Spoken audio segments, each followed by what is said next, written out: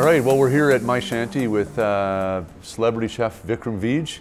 Some of you may know him from the Dragon's Den, or some of you may have been to one of his many restaurants.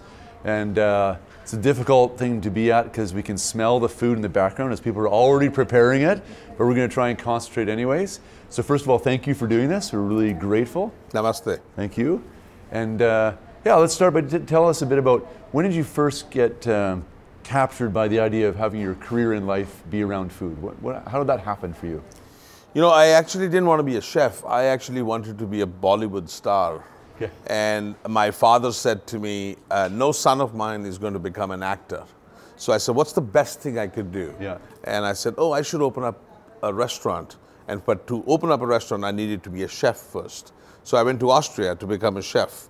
And food has always played an important role for me because I really believe that food and music and eating together as a family will solve the problems of the world, you know, not the guns and definitely not the politics. So it's very important to recognize that. And I at an early stage, I recognized it and I said, that's what I'm going to do. I'm going to cook food for people. That's cool. So yeah, tell me a bit more about that, the idea of food and hospitality and just, you know, we came into here, we're setting up cameras and already your staff are offering us tea. And just talk a bit about that as maybe a cultural norm for you and why that's so important. Well, Indian hospitality has always been a part of a welcoming culture. We've always believed that when a guest comes to your house, it means God has come to your house. Wow. And so when you welcome God, you should also welcome a guest and make sure, even if you're as poor, you offer them a cup of tea and something savory to munch on. So my Indian staff that's in the kitchen just bestowed upon that love towards that somebody has come to our establishment or our house, and we're going to make sure that they have some tea and something to munch on. That's cool. That actually fits well with the story of Surrey Christian School because we believe that each person's made in the image of God. Yes. So in some way there's some parallel there around you honor them as made in God's image. You would bring them into your home, and you guys are just doing a better job of it. How's that? So anyways, actually just really curious, you know, all these meals you make that are delicious. So I've had some of that here at my shanty and also at Vij's. What is your favorite meal? Like, how do you, the ultimate question of a chef? I think my favorite meal would be if I was sitting down with friends and family and having a great conversation. Never can you say that one dish is better than the other. It's always the circumstances with whom you are, the people you're having a conversation with. What was the ambience? What was your day like? What did it feel like? That's what makes a great meal, not just the dish itself. Cool. And that's why the ambience is very, very important. You can serve the best meal ever, but if it's not served with love and passion, it will not taste good. Wonderful. So we're here at this fundraising gala event to raise money to build the first ever foods lab in a school that's over 50 years old. So you could say we're 50 years behind schedule on this project. And yeah, I'm curious. You know, you've had one of our students was it was an intern here, and that was a great experience, and that's part of the inspiration for us to get going with this. But tell me a bit about why you think it's important for youth to get a sense of food and culture, and maybe what you would want them to learn in a foods program beyond just the skills. Well, first of all, I think it's important for anybody in life to touch the food. We are the only species that uses knife and fork to eat food. Everybody else uses their hands or their mouth or their fingers to eat food. Because when you eat food with your hands, you know, you enjoy and savor every element and moment of it. Why is it important for the young kids or anybody to cook food? Because food or cooking food is a form of relaxation. It's like listening to music. It's like coming home from work and saying, I'm going to cut the vegetables. And it's also giving respect to the plants and the animals that have sacrificed themselves for you. Whether it's a chicken, whether it's a lamb. I mean, imagine this. They die so we can live. Right. It doesn't get any more holistic than that. So if you cannot pay respect to that human being, if you cannot pay respect to that food, then how can you pay respect to another human being? Yeah. Because you have to respect the plants and the animals Right. and the food. Yeah, and that actually fits well. You know, we have this belief that all of creation falls in the lordship of God. So all of creation is important, not just humans versus nature separate, but so there's a connection around that. So that's beautiful and inspiring. I appreciate that. Talk a bit about, you've talked a bit before, I know that because I've done some cyber stalking of you. You've talked a bit before about sort of this culture we have that's so focused on technology and Facebook and all social media, and how that impacts people in family and friendship. And you made a connection with that somewhere about food as well. So if you could, just share a bit of that, like how the importance of food in the context of such a high-speed culture and the importance of being at the table. Well, it doesn't matter who you are, how important your life is, and how busy you are in life. I think if you sit down and you break bread with the people that you love, even if you're not having a conversation with them, just to look at each other's eyes and say, bon appetit, Yeah, right. Enjoy the food, this is what I've cooked, this is what I've prepared for you, goes a long way in building relationships and breaking down barriers between human beings or cultures and respect for each other. So at the moment when you're at the table, put your phones away and make sure that you start eating the food, look at it, pray gratitude to those beautiful vegetables, to the animals, show them the love and the respect, because if you don't, then they won't show you respect in your stomach.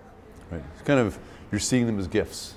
These are gifts to me, right? And even in mythology, in olden days, whether you're from one religion or the other, food has always been a form of an offering.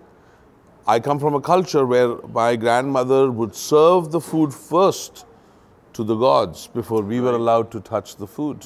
It happens in all cultures because it's like, thank you for giving me the nourishment. Yeah. Well, even in the Christian story, Jesus is called the bread of life. So the metaphor of bread being nourishment and sustaining life, and him being the ultimate sustainer of life. And there's also, verses to talk about, sitting across the table and breaking bread together. I think actually you referenced that on the phone with me. You said the importance of breaking bread together. So you referenced that verse.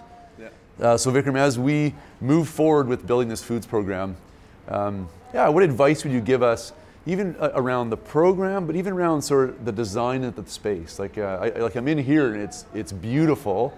It sets a beautiful stage for being together. So we're trying to design a space and then design a program. What advice would you give us? Well, I think, first of all, congratulations that you have actually embarked on this journey. And I think this fundraiser is important for people to realize that you can have best of technology, best of everything else, but if you don't have the food, and so food systems recognizing that.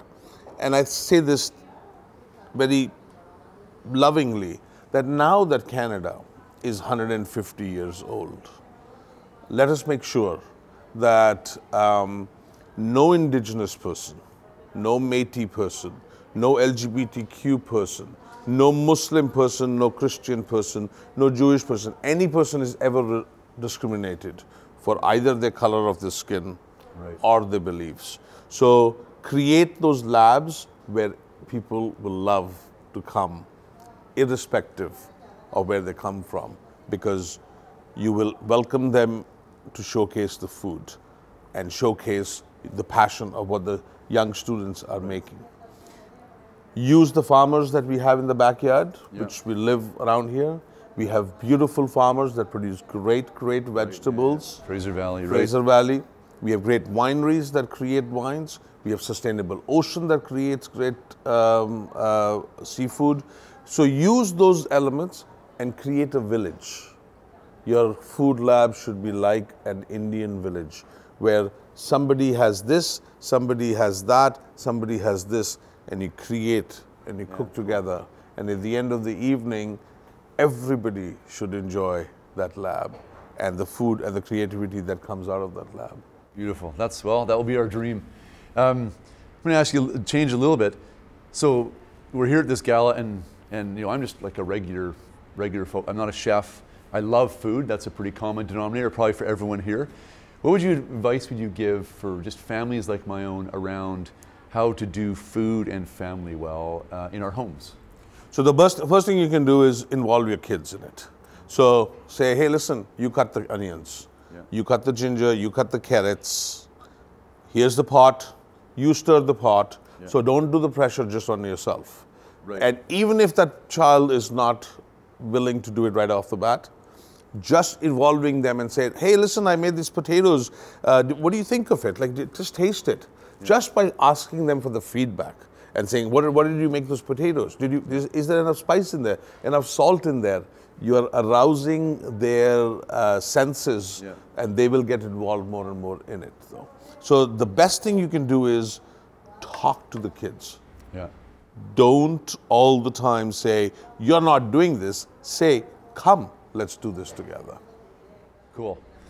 I think, I think one of the challenges, it kind of fits with that technology question, is food has become technique in technology, in the sense that there's so much fast food, and then people have food just to, kind of instrumentally, just as like, this is an energy bar.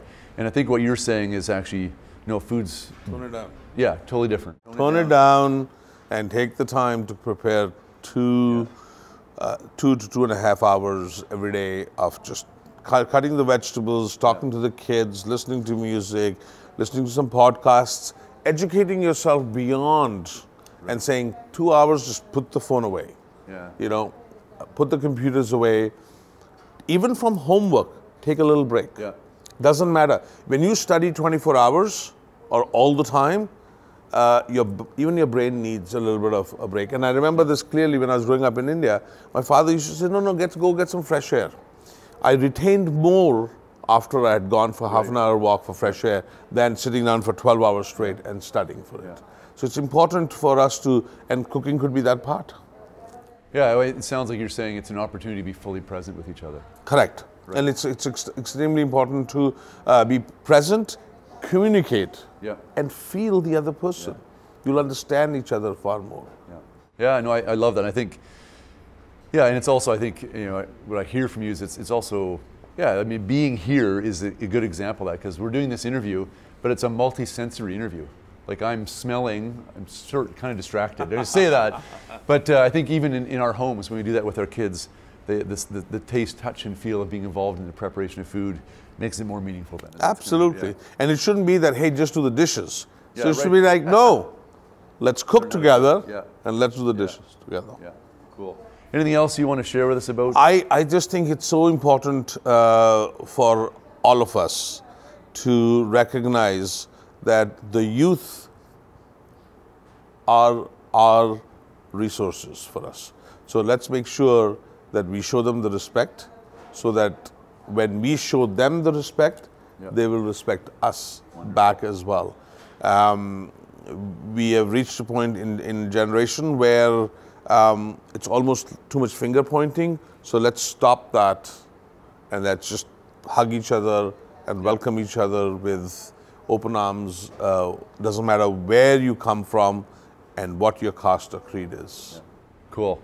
Well, one of my hopes would be that a few years down the road, we've discovered the next Vikram Vij out of the Surrey Christian School of Foods Lab, and you're part of making that happen. And it would be my absolute honor to mentor that person, show that person, because at the end of the day, we need to pass that baton on to somebody younger so they can run their race of life happily and successful.